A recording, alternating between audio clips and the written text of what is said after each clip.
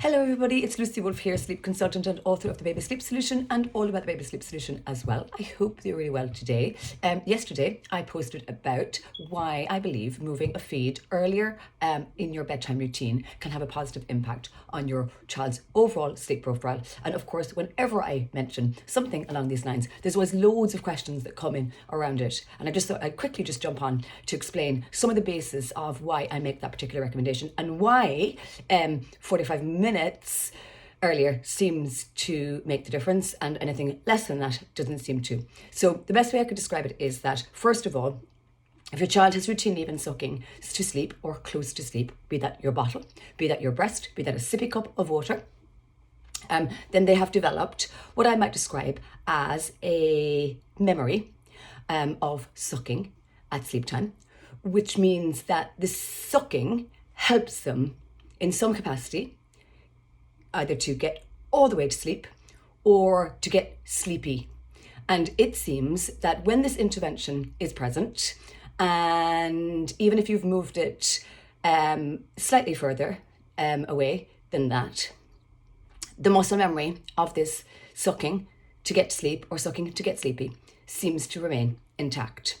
And what it does is it helps your child achieve sleep, but it sometimes dilutes their ability to maintain their sleep without more of the same or without needing some level of parental input. Now, if you move your feed from sleep, it doesn't magically improve your overnight sleep. It can, but it doesn't really.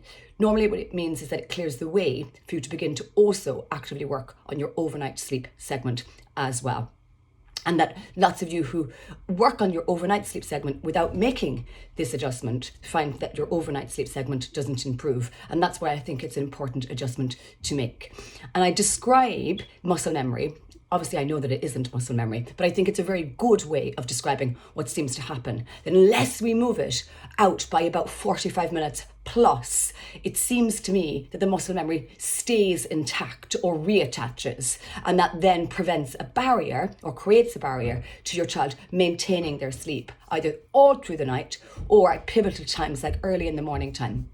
And also what it seems is that it seems to dilute their ability to nap, go for a nap, in some cases, and stay asleep for a nap in other cases as well. So I guess that in order to try to help families improve their children's sleep profiles, I typically feel that when they're over 6 months, and if you are routinely struggling in any capacity of your children's sleep, I make adjustments along those lines where your feed becomes earlier. So I call it my bedtime number line, where we introduce your child's age-relevant day layout based on their age profile.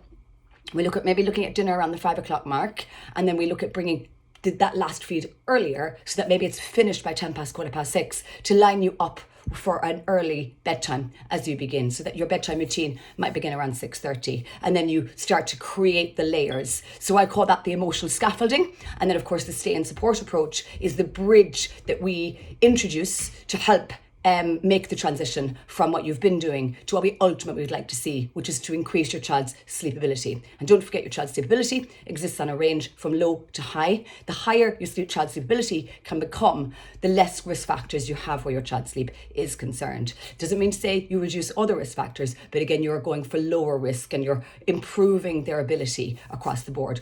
Each sleep segment, bedtime, overnight, early morning, naps and mid-naps, all need to be treated and all need to be worked on in their individual capacity. And again, if you're going to begin making changes, it's always important, I feel, that you have a plan of action and you know what to do and how to do it, because otherwise you will potentially create a mixed message environment, and then your child will become unnecessarily upset, and then they won't know what you want from them or what you're looking for. And then I feel that sometimes causes lots of unnecessary upset on everyone's part. And it also doesn't give you what you're typically looking for in terms of your child's sleep profile.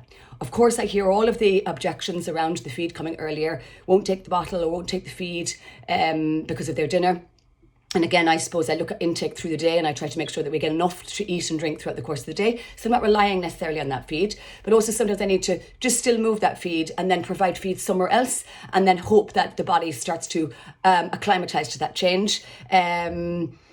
So that's probably the biggest objection. But then there are other ones, and they were in the thread yesterday about, you know, children that get sick if they eat and drink too close. So I suppose I rely on you to make changes and adjustments that suit your family, and I would just explain that it's a framework for you to work in, and I find that it's practice informed. So it's what I do here in my practice. It works really well for families, and it really makes a huge difference to your child's sleep profile. Not immediately necessarily, but obviously as you're on your little journey. So I hope that's helpful.